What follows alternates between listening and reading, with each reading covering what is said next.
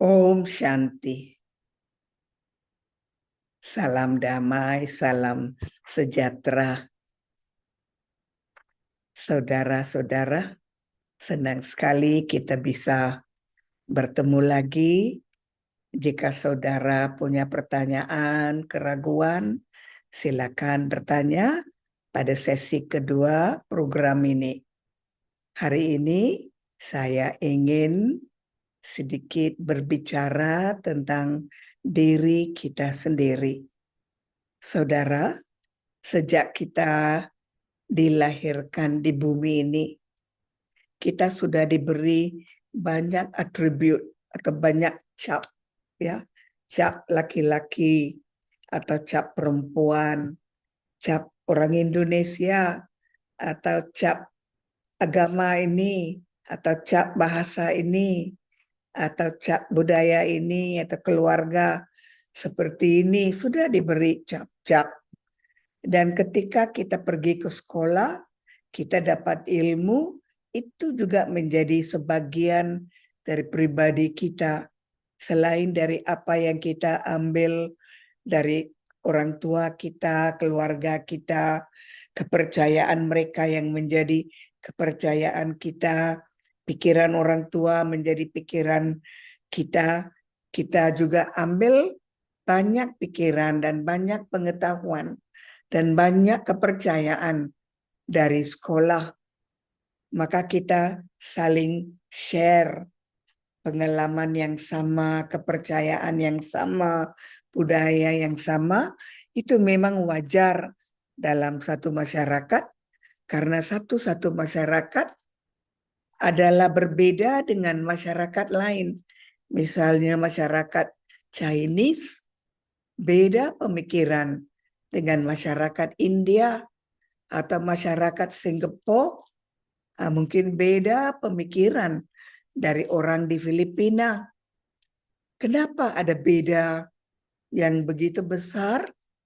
Karena upbringing, waktu dia masih muda, waktu kecil, waktu bersekolah, waktu membesar, orang-orang itu sudah disuapkan dengan macam-macam kepercayaan. Sekarang saudara, Anda datang ke Brahma Kumaris. Anda datang dengan satu set pemikiran, satu set kepercayaan, satu set pola keyakinan yang tersendiri bagi Anda. Dan Anda datang ke Brahma Kumaris, dan di sini kami di Brahma Kumaris, kami memberi Anda satu kumpulan ilmu yang berbeda. Anda jiwa, Anda dapat banyak kelahiran, Anda tidak ada cap-cap sementara seperti laki-laki, perempuan, agama, bahasa, budaya. Tidak ada. Karena Anda waktu mengambil berbagai macam badan, Anda ganti-ganti kepercayaan, ganti-ganti bahasa, ganti-ganti kepercayaan atau budaya keluarga. Maka Anda ubah-ubah, tapi Anda, sang jiwa, tidak berubah, tapi lakonan Anda, badan Anda, lingkungan di mana Anda berlakon, itu berubah-ubah sesuai dengan badan di mana Anda ambil.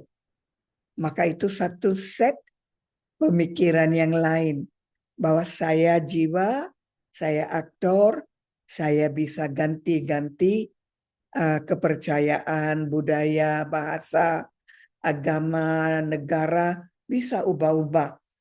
Dan di pihak satu lagi, Anda membesar dengan kepercayaan, saya orang Indonesia, ini kepercayaan saya, ini sikap saya. Ini ada dua set. Sekarang Anda sudah orang yang cukup dewasa, Anda punya dua set pemikiran ini. Bagaimana Anda bisa mengurangi satu set pemikiran lama dan menerapkan pikiran baru, atau Anda tidak mau menerapkan yang baru, Anda tetap bahagia dengan lama, Atau Anda mau buang semua yang lama dan mengambil yang baru? Kan ini ada banyak kombinasinya. Itu terserah Anda. Tapi di Brahma Kumaris, kami mengajar satu hal, yaitu murni perjalanan sang jiwa. Bukan badan. Badan itu tidak musafir. Badan itu bukan dikatakan musafir. Musafir itu jiwa. Musafir itu yang ambil satu badan, kemudian tanggalkan badan itu, ambil badan lain. Itu musafir. Maka sekarang Anda mau mengambil mana satu? Ya, Anda yang pilih mau dua-duanya campur-campur boleh, mau buang satu ambil yang baru boleh, mau tetap dengan yang lama boleh. Tapi apapun pilihan Anda saudara, itu akan memberi dampak pada karma Anda, masa depan Anda, takdir Anda, rekening karma Anda, kelahiran seterusnya Anda, itu akan memberi hasil. Adakah itu bermanfaat, adakah itu merugikan, itu tergantung pada pilihan yang Anda buat, saudara. Maka secara dasar, apa itu Brahma Kumaris? Brahma Kumaris mau mengubah pola pemikiran yang sangat terbatas pada satu pemikir, satu badan.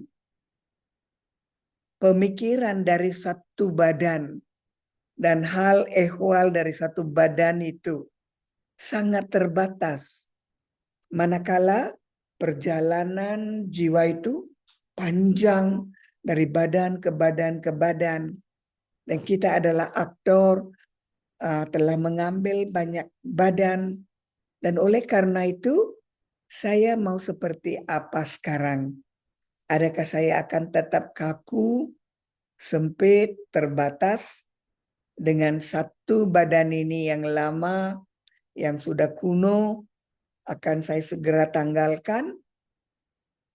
Ataukah saya sadar, saya jiwa, saya aktor, saya akan dapat badan baru, dunia baru, budaya baru, dengan acting baru, dengan keluarga baru, dengan kepercayaan baru.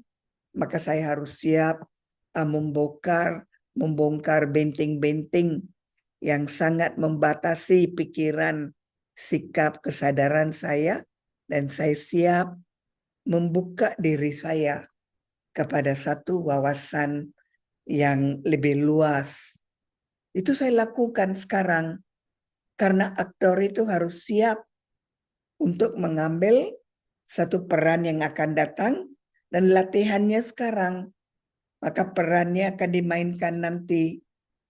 Oleh karena itu, Saudara Brahma Kumaris memberi peluang untuk semua orang di dunia ini untuk bisa buat satu pilihan supaya ketika mereka tanggalkan badan lama dengan budaya lama, kepercayaan lama, mereka tidak pergi kosong.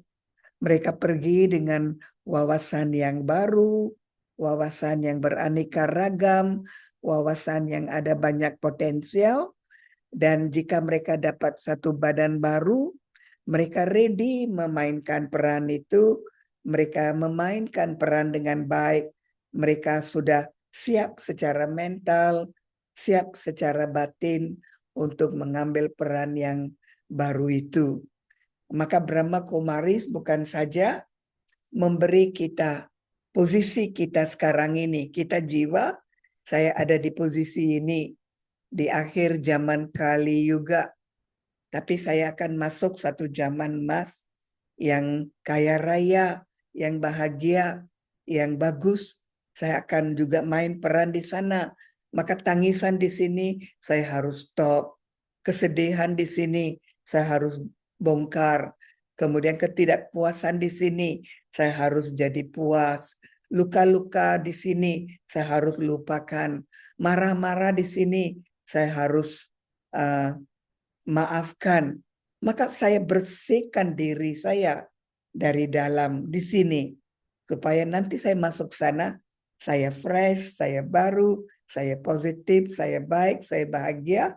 Peran saya di sana sangat cocok. Katakanlah saya tidak mau berubah. Saya tetap suka ngambek. Saya sensitif. Sebagai putri malu, sedikit ditegur, marah saya besar. Sensitif saya besar. Tangisan saya besar. Ya, reaksi saya besar. Berarti saya hanya tahu acting seperti itu. Dan pasti saya tidak cocok masuk satu zaman yang bahagia. Tak cocok. Karena kecocokan untuk saya adalah cepat reaksi, cepat nangis, cepat marah, cepat balas dendam. Maka saya tidak akan dapat peran di zaman yang bahagia. Saya akan dapat peran di mana ada pertengkaran, perbedaan pendapat, ada marah-marah, ada aksi reaksi, ada pukul memukul, ada tangisan, ada macam-macam. Saya cocok di sana karena itu adalah cap saya, karakter saya, dan saya sudah siap mainkan peran di sana. Siap begitu. Maka Brahma Kumaris memberi kita alternatif yang satu lagi. Jika sekarang Anda ngambek, jika sekarang Anda sensitif, jika sekarang Anda reaksi, jika sekarang Anda sedih, jika Anda sekarang Anda tidak puas, tidak apa, waktunya sedikit lagi. Bertahan, belajar syukur, belajar lihat apa namanya keberuntungan yang Anda telah peroleh selama ini. Belajar bersyukur, belajar sembahyang, belajar mengoreksi diri, belajar diam, belajar ingat Tuhan, belajar ingat jati diri yang bagus. Belajar nanti masa depan Anda gilang gemilang. Itu saudara. Maka Brahma Kumaris tidak ada cuci otak. No. Brahma Kumaris beri satu lagi pilihan. Ini pilihan Anda seperti apa? Karena sebagai aktor, kita harus siap berakting untuk adegan berikutnya, adegan berikutnya, adegan berikutnya. Jika adegan itu jelek, tak perlu belajar.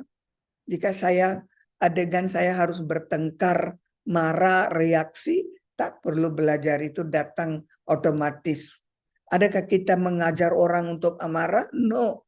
Amarah itu muncul sendiri. Ya, adakah kita mengajar orang untuk ngambek? No, ngambek itu datang sendiri. Tapi jika kita mau belajar santai, damai, syukur, kemudian bahagia, kemudian selalu damai, stabil, ya, bisa kontrol diri, perlu latihan.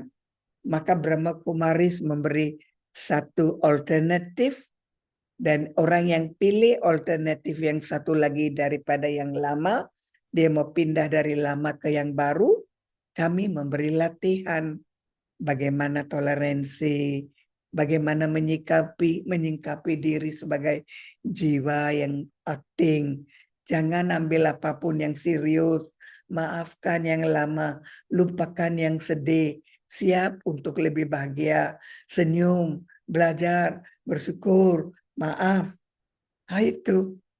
Maka Brahma Kumaris bukan saja memberi satu lagi pilihan, Brahma Kumaris juga memberi latihan untuk memainkan peran baru, karena dari terus ngambek dan terus nangis, kita mau baik dan bersyukur, mustahil. Perlu latihan. Dan latihan itu namanya meditasi. Latihan itu perenungan. Latihan itu diam. Latihan itu bicara dengan diri sendiri. Latihan itu introspeksi.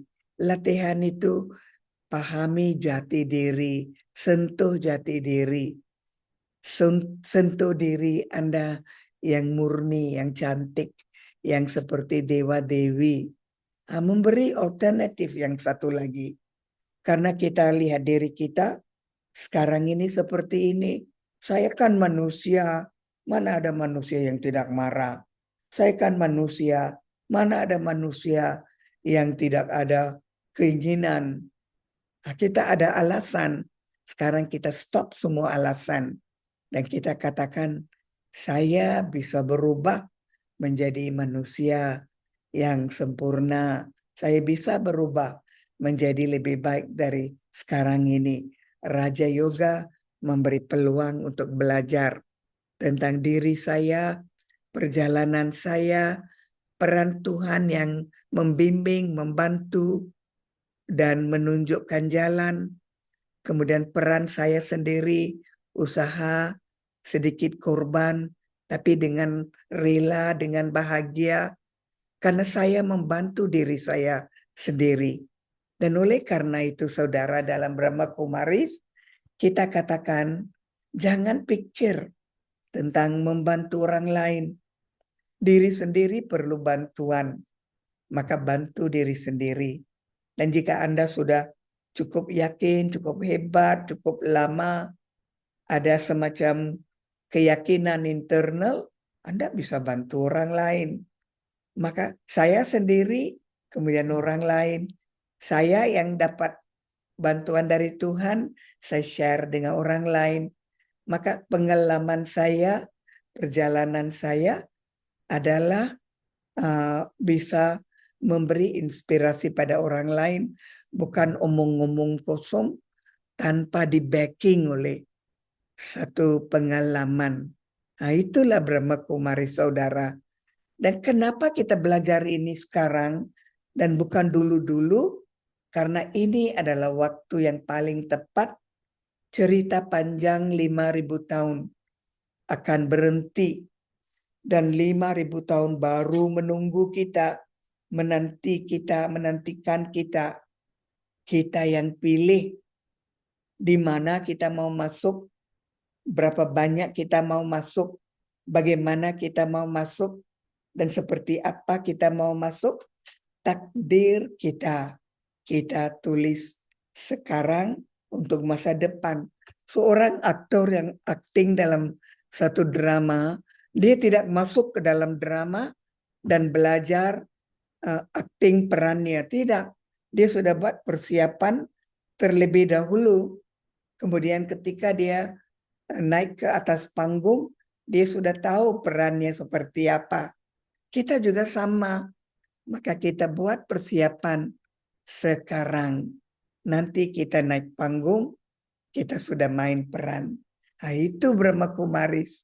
Brothers and sisters, maka dari cetakan Indonesia, kita mau jadikan diri kita cetakan manusia sempurna, cetakan manusia paling bagus, cetakan manusia warga dunia, Wiswamitra.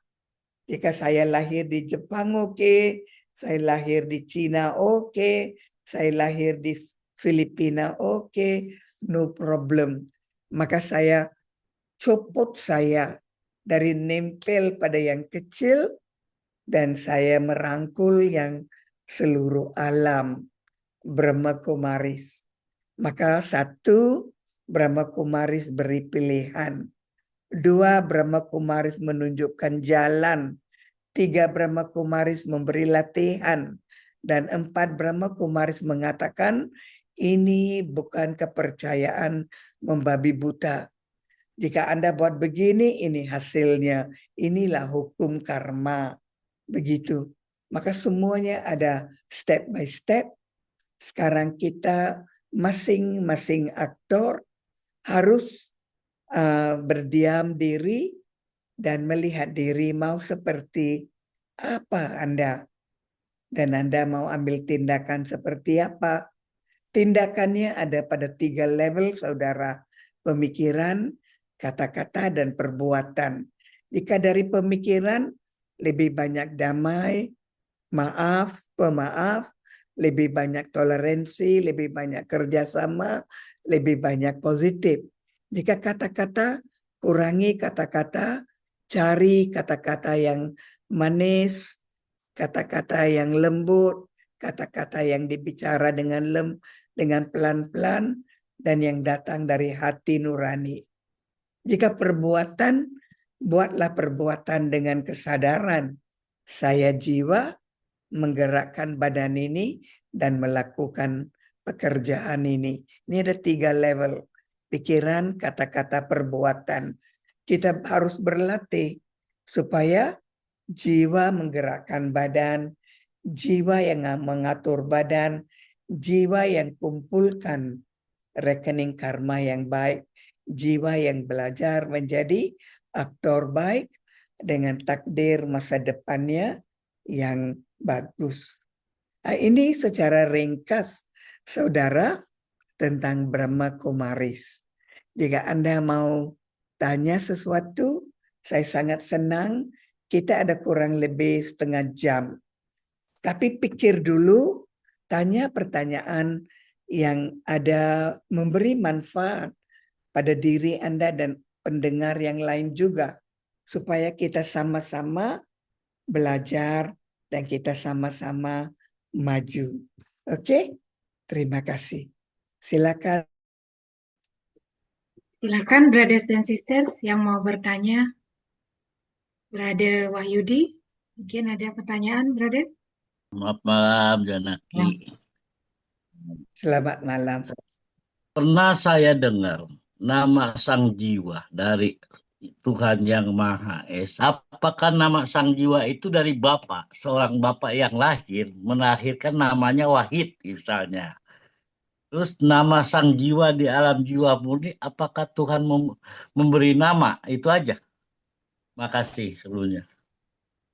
Ya, jika kita jiwa, saya jiwa, Anda jiwa, dia jiwa, semua orang jiwa, susah untuk panggil satu sama lain atau susah untuk kenal satu sama lain. Tapi kita bisa lihat badan. Maka untuk badan kita kasih nama. Jiwa tidak ada nama. Soul is a soul. Tapi dalam bahasa Inggris kita katakan soul, spirit. Jika di India atma, itu soul. Jika jiwa itu bahasa Indonesia, maka soul, spirit, spiritual, atma itu sama. Jiwa tidak ada nama. Tapi badan yang dihuni jiwa itu diberi nama, dan nama ini berlaku sejak dia lahir hingga dia tanggalkan badan. Maka badannya pergi, namanya pergi, yang sisa itu jiwa. Maka jiwa itu masuk badan lain, dia dapat nama badan baru, dan jiwa itu tetap pakai nama badan dalam badan baru hingga dia tanggalkan badan itu. Maka jiwa pindah dari satu badan dan nama ke badan dan nama yang lain. Maka jiwa itu tetap jiwa, nama itu ada sejak dahulu kala, atma. Atma itu sesuatu yang kecil. Atma berasal dari atom. Atom itu kecil, zara yang paling kecil, atom, atma. Itu namanya yang asli, asal, yang tak kelihatan tapi wujud, yang ada kesadaran, yang hidup, yang wujud, yang menggerakkan badan. Atma, atom. Tapi untuk Tuhan, kita tidak katakan atma. Kita kasih nama atributnya param atma, supreme soul. Ya, param para atma, yang dahulu paling atas. Nah, itu untuk Tuhan kita ada kasih nama supreme. Supreme artinya paling tinggi, dan itulah beliau. Dan untuk beliau ada nama Shiva. Beliau sendiri mengatakan, nama saya Shiva. Shiva artinya benih. Benih itu atma, kecil. Shiva tidak bisa dilihat dengan mata karena Shiva bentuknya atom, atma. Tapi kualitas beliau, kekuatan beliau, strom dari beliau, nilai-nilai luhur dari beliau itu sebagai sindu. Beliau itu bindu, atributnya sindu. Bagaimana bindu atom bisa menjadi sindu. Nah, itu Tuhan. Tapi untuk kita tidak ada nama sindu. Kita tetap kecil atma. Jika kita berlaku dengan baik, kita ada dapat nama tertentu seperti punya atma atau maha atma, dharma atma, dewa atma. Atau jika kita adalah orang yang jahat, ada nama papa atma. Tidak ada papa badan, donatur badan, tidak ada. Maka Tuhan param atma, dan badan dan atma itu atma, badan lain sementara. Maka permainan, interaksi, lakunan yang dilakukan di bumi fisik ini adalah yang tak tampak, yang metafisik, menggunakan yang fisik dan memainkan satu peran dan meninggalkan satu kesan, dan dari kesan itu dia dapat hukuman atau dia dapat pujian. Setelah itu jiwa itu kembali ke rumahnya. Maka ada permainan antara yang tampak dengan tak tampak, dan ada karma di bumi fisik ini. Tapi Tuhan tidak memainkan peran di bumi ini. Beliau hanya memberi cahaya, memberi petunjuk, memberi kita kekuatan, memberi kita ilmu. Kita yang sudah sesat, kita yang sudah kehilangan destinasi, beliau tunjukkan destinasi itu. Maka atma paramatma, God and soul, itu beda. Tapi soul tetap soul, kita semua soul. Dan karena itulah kita dikatakan kita saudara. Jiwa-jiwa saudara, kita tidak katakan kita adalah Tuhan. Untuk Tuhan kita katakan Tuhan Bapa, Tuhan, atau God Father. Itu. Maka ada beda. Maka ada satu pencipta, banyak ciptaan.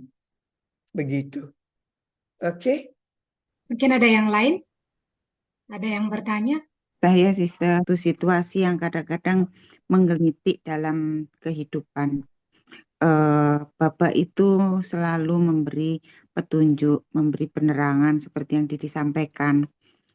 Tapi dalam perjalanan kehidupan saya bersama Bapak dengan Brahma Kumaris, memang ada suatu petunjuk-petunjuk yang sudah diberikan kepada saya selaku jiwa. Nah, yang sering sekali hal yang bertanya dalam diri saya itu adalah kenapa kadang petunjuk itu sepertinya petunjuk ini sudah fake, sudah oke.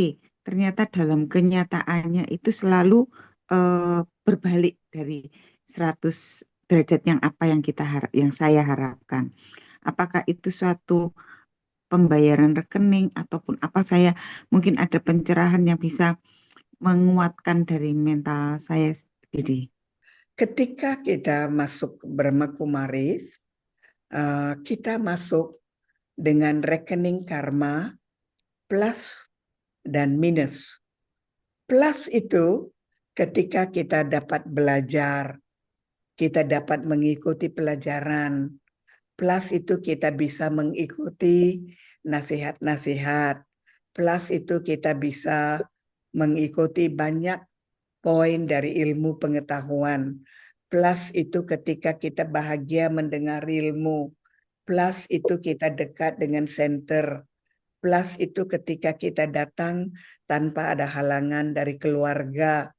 Plus itu ketika kita masih ada waktu free untuk belajar. Maka kita datang dengan rekening plus. Kita juga ada rekening minus.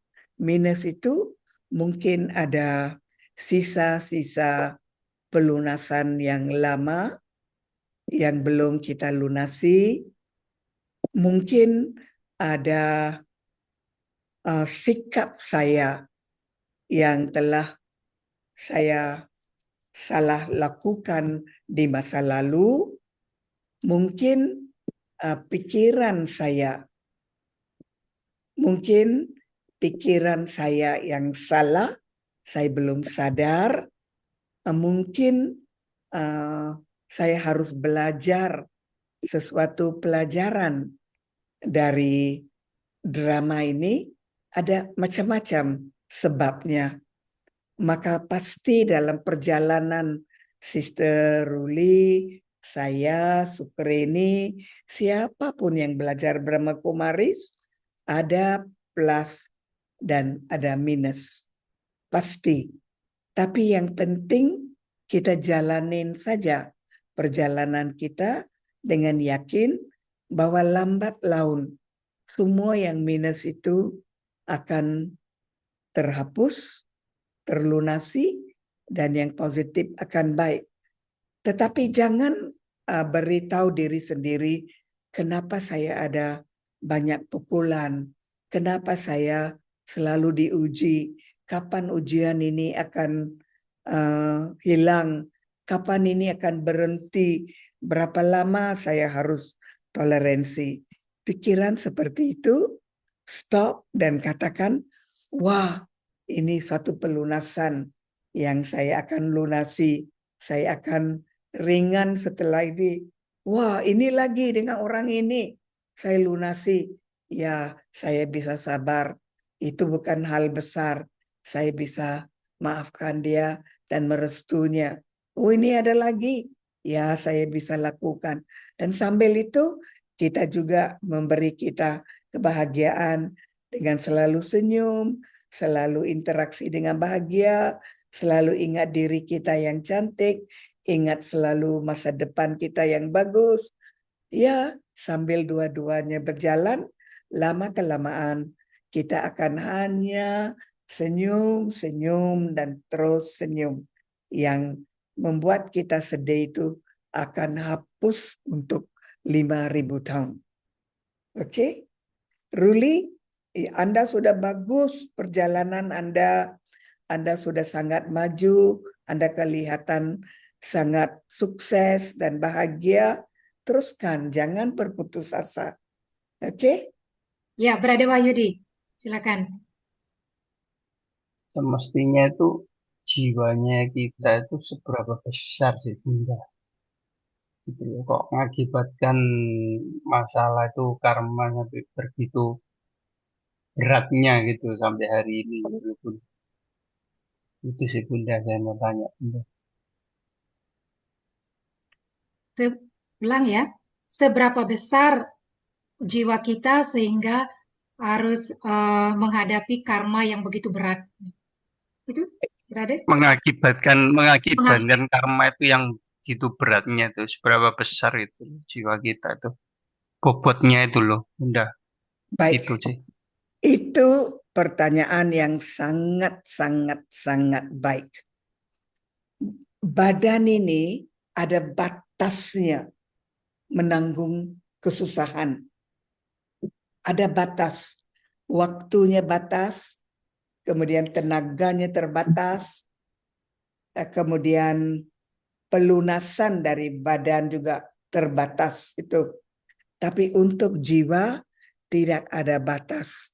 Kadang-kadang jiwa bisa menghadapi begitu besar beban dan jiwa itu bisa bounce back, bisa kembali ke posisinya yang asli tanpa ada noda apapun.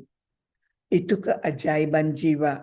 Jiwa mungkin ada rasa kecewa atau apa sebentar, dan dia bisa kembali pada posisi bahagianya dengan cepat. Maka batasnya jiwa tidak ada, batas badan ada. Itu sebabnya orang membunuh diri karena badannya tidak tahan, tapi jiwanya bisa. Tapi mereka lihat badan dan ya membunuh dirinya sendiri. Maka jiwa itu bisa menghadapi beban ujian seperti satu dunia dan bisa kembali bahagia dan senyum seperti bunga. Tidak ada batas.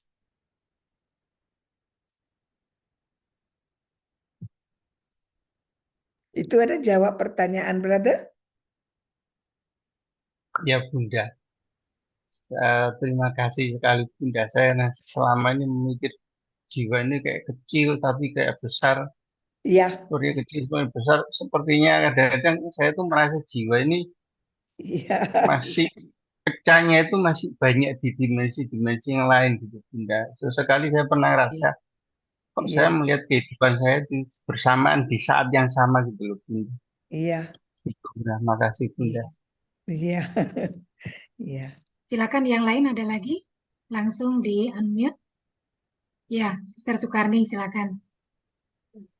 Malam Bunda Janaki, selamat malam. Bunda mau tanya, Ya, ini yang sedikit saya masih ada mengganjal di hati tentang maaf di Hindu kan ada Brahma, Wisnu, dan Siwa.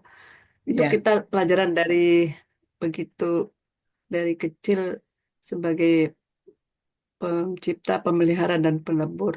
Begitu ya, saya mengenal Murli, kenapa Brahma itu dibilang Baba gitu? Mungkin bisa dijelaskan itu Bunda. Terima iya, kasih. iya. Satu hal yang pencipta itu Tuhan. Kedua yang benar, pemeliharaan itu juga Tuhan. Tetapi pemusnahan itu bukan Tuhan. Mana ada Tuhan yang menciptakan dan memelihara, mau memusnahkan ciptaannya sendiri, anaknya sendiri. Maka jika ada gempa bumi atau ada tsunami, kita dengan cepat-cepat saja mengatakan Tuhan murka, Tuhan marah. Salah, itu tidak benar. Maka apa yang membuat ada satu malapetaka atau satu penghancuran? Apa? Maka ingat pertama yang menciptakan kita sebagai dewa-dewi, jiwa yang unggul, jiwa yang terbaik, manusia terbaik, manusia the best of the best. Tuhan menciptakannya dengan memberi ilmu, dengan memberi kekuatan, dengan memberi meditasi, dan dengan memberinya dunia yang bagus. Nah, itu. Oke. Kemudian pemeliharaan. Selagi kita pegang pada ilmu itu, kita ada kekuatan itu, kita pakai nilai luhur yang beliau mengajar, yang beliau mengajarkan kepada kita nanti terus bisa jalan perjalanan hampir 5.000 tahun. Tapi pemusnahan. Dalam pemusnahan ada satu hukum yang masuk. Hukum aksi reaksi. Apa yang ditanam itu yang kita petik atau itu yang kita tuai. Selama kita ada salah pakai tanah, salah pakai unsur alam, kita polusi air, kita polusi udara, kita marah-marah, kita serakah, kita korupsi, kita ada nafsu, kita ada ego. Itu semua mempolusi 5 unsur alam. Maka polusi dari 5 unsur alam itu dari waktu ke waktu bertambah hingga satu tahap di mana dia harus tidak bisa lagi meresap ke negatifan, maka waktu itu 5 unsur itu akan berontak dengan adanya tufan, angin, hujan, gempa, apalagi bumi yang ya gerak, macam-macam, api, gunung meletus, itu semua akan terjadi serentak. Itu namanya penghancuran.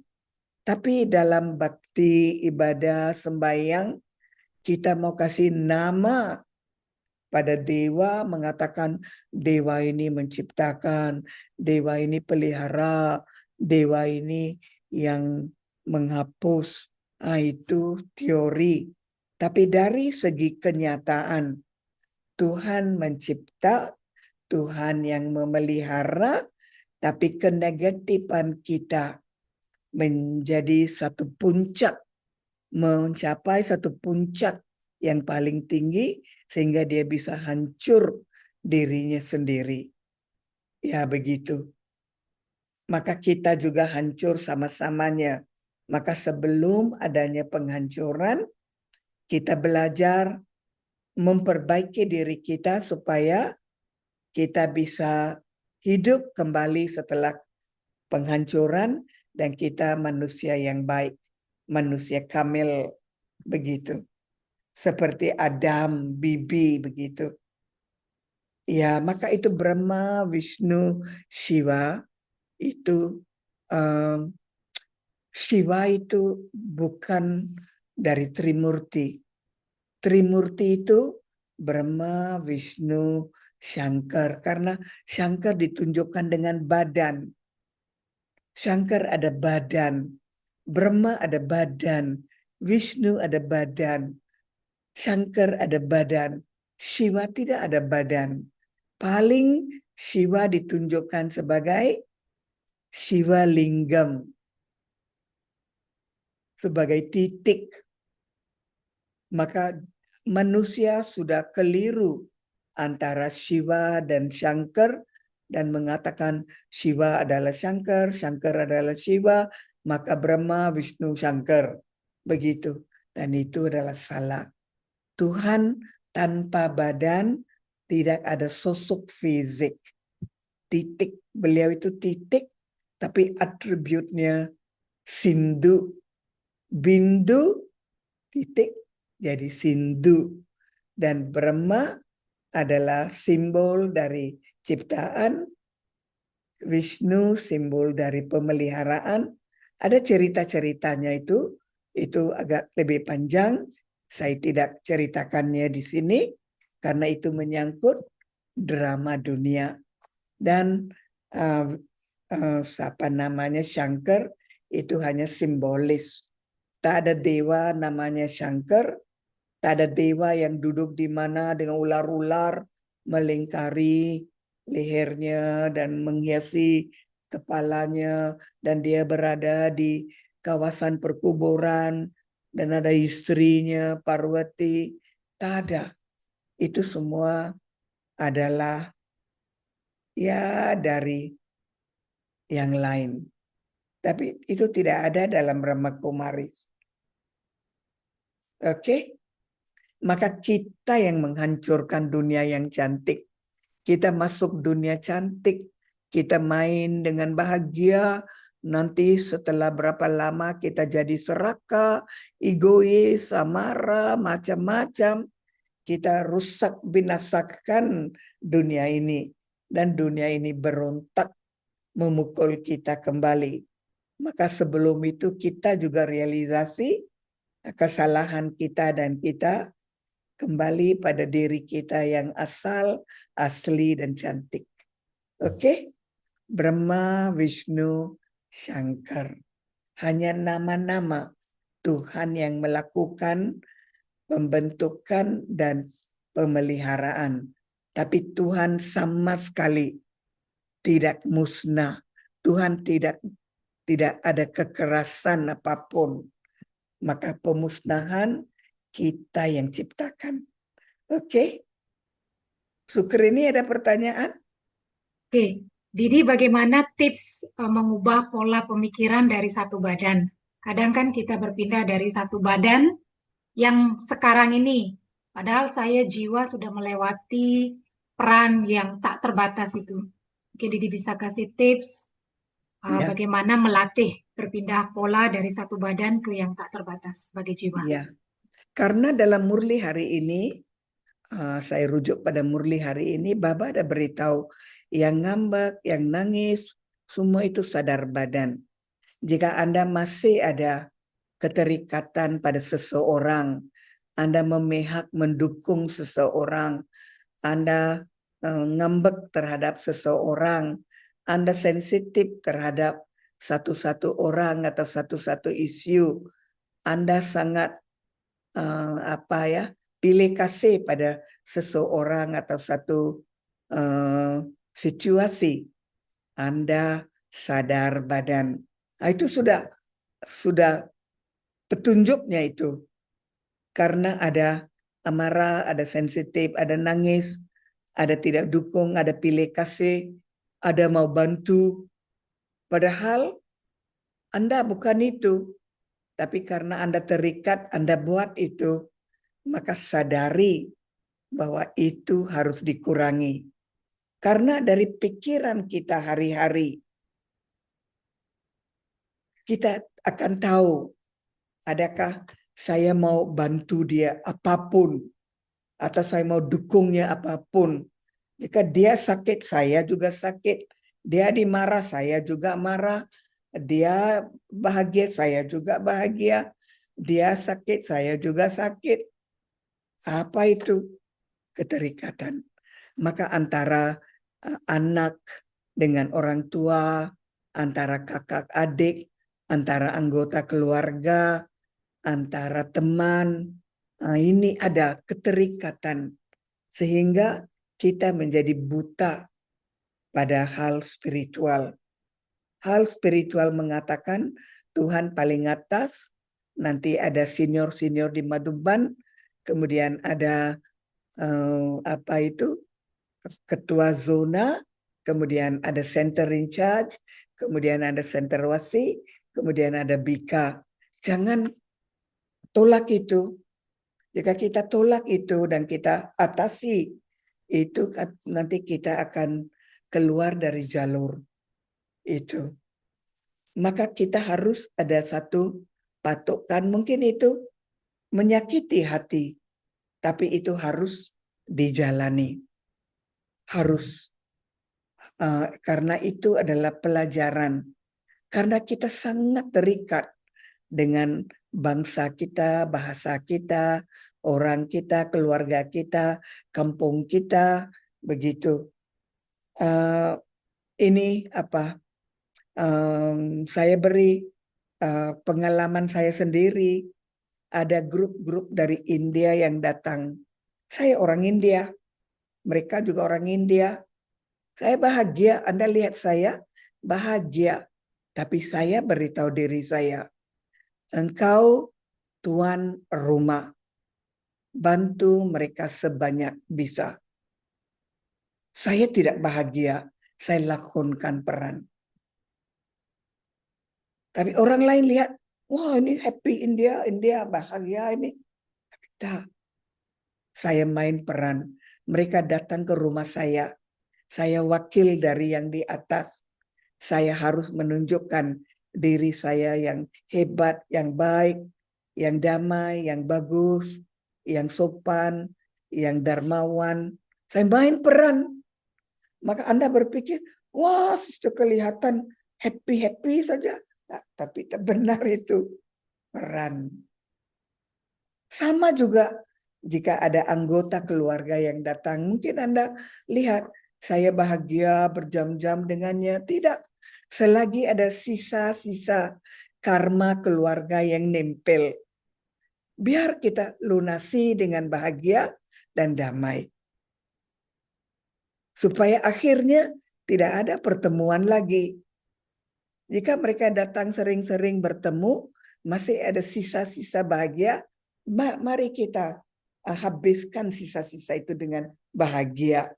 Daripada saya katakan jangan datang, saya sibuk tak. Anda mau datang? Welcome, I'm so happy. Sudah. Begitu. Maka kita jangan putuskan satu hubungan, biar hubungan itu terputus karena kematian, karena tidak ada karma, karena semua pelunasan sudah selesai. Tak perlu bertemu lagi. Nah itu.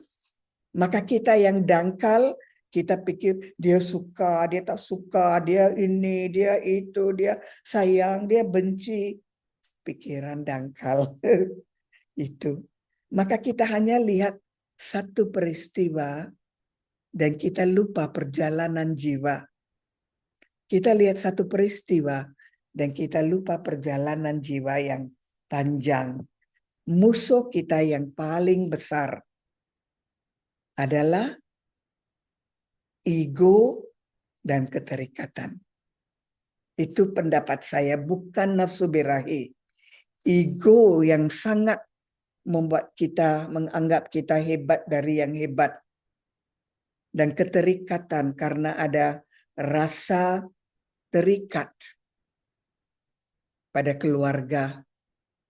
Anda lihat, ada juga anggota keluarga saya yang jauh-jauh. Jarang kami bertemu. Tapi ketika mereka ada buat surat ke saya buat panjang lebar. Wah, senang sekali mendengar dari Anda bagaimana ini, bagaimana kabarnya, kesehatan nenek apa, Anda sudah oke, sering-sering bertemu. Saya mau menghabiskan atau menamatkan koneksi itu dengan baik. Karena saya tidak tahu di detik mana koneksi saya dengan orang itu akan tamat. Maka saya coba setiap saat ada berita dari mereka, saya kasih satu titik yang cantik. Begitu. Daripada menganggap, oh dia ini terus buat ini, saya tak ada waktu untuk menjawab. No. Maka setiap detik kita harus tamatkan hubungan kita dengan manusia badan. Kita harus tamatkan keterikatan. Kita harus tamatkan ego. Kita harus tamatkan nafsu. Kita harus tamatkan amarah. Setiap saat. Tapi kita jadi buta jika ada kejelekan, buta. Maka itu tidak bisa kita ajar karena itu sensitif. Tapi jika kita mengerti ilmu, kita akan pelan-pelan hindari dan koreksi diri sendiri. Misalnya, saya sangat beruntung ada kakak saya yang juga Brahma Kumari lebih lama dari saya. Ketika saya bicara dengan dia, kan kakak adik, saya bicara dengan dia dan saya mengeluh tentang ini dan itu, dia akan beritahu saya, Janaki, jangan kasih keluhan kamu pada saya. Saya tak ada keluhan dan saya tidak mau dengar keluhan kamu. Keluhan kamu, kamu yang atur. Tapi jangan suapkan itu pada saya. Saya sayang kamu, saya mau dengar yang baik-baik dari kamu saja. Kau paham? Bagus. Kakak saya yang beritahu saya. Sejak itu, ketika saya bicara dengan dia, saya timbang satu-satu perkataan yang saya bicara dengannya. Karena dia sudah beritahu, jangan menyuapkan saya dengan pengalaman negatif Anda. Saya tidak mau. Itu adalah kakak saya, namanya Wimala.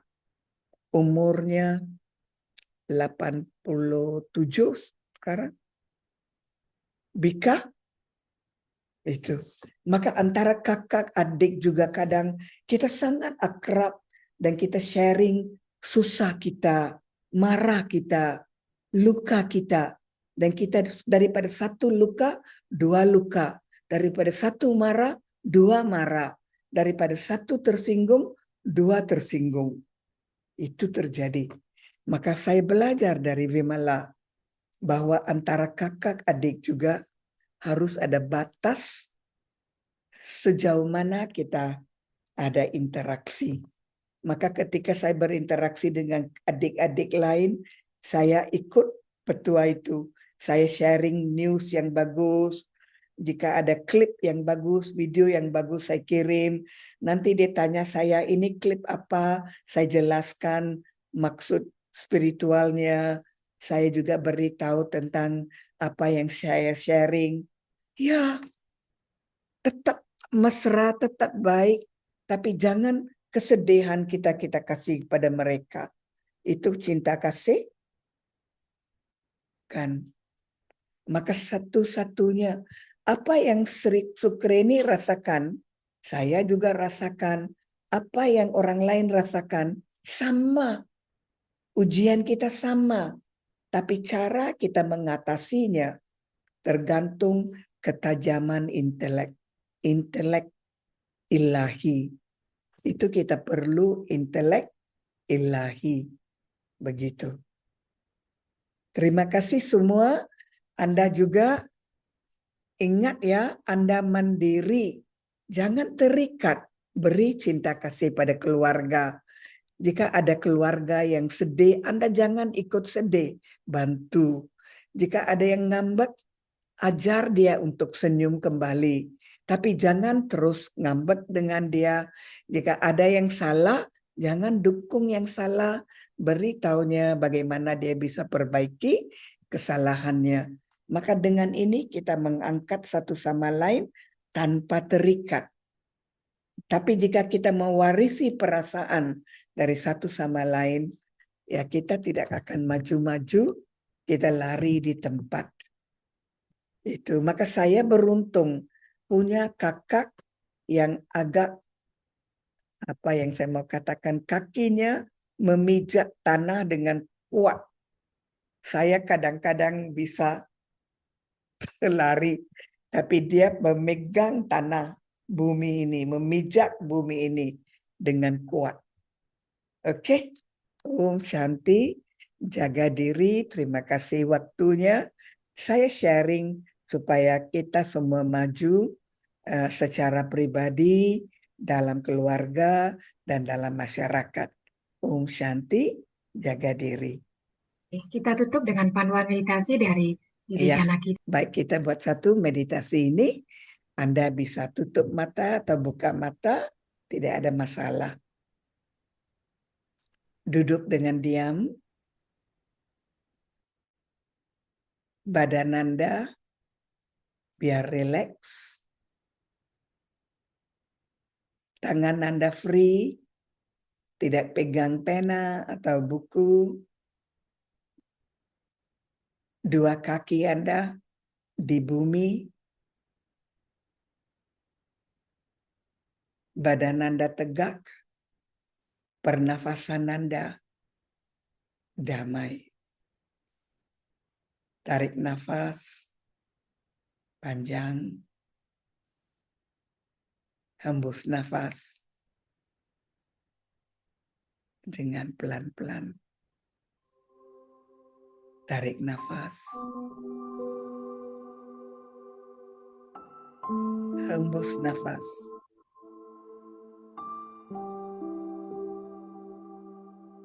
Sekarang lupakan semua tanggung jawab dan pekerjaan Anda di luar sana dan mulai lihat diri Anda ke dalam. Apakah pikiran-pikiran yang masuk ke dalam mental Anda? Perhatikan pikiran itu yang datang dan pergi silih berganti. Perhatikannya tanpa emosi. Pikiran positif, pikiran negatif, pikiran keterikatan, pikiran cinta kasih. Perhatikan. Lihat kenali pikiran itu, pahami pikiran itu datang dari dalam diri Anda, sang jiwa. Itulah pikiran-pikiran yang muncul dalam diri Anda. Itulah suasana hati Anda, campur, positif, negatif, baik, kurang baik. Pahami itu, terima itu, dan seterusnya bicara pada diri Anda, sang jiwa. Ada pikiran ini yang datang, saya tidak mau. Jangan datang lagi. Pikiran ini bukan benar.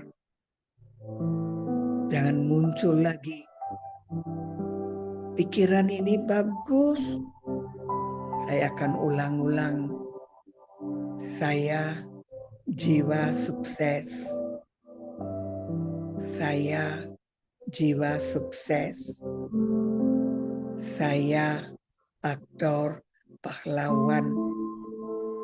Saya aktor pahlawan. Saya aktor hero. Saya aktor hero. Peran saya adalah yang terbaik. Peran saya terbaik. Saya bahagia. Saya bahagia. Saya damai. Saya damai. Saya syukur. Saya syukur.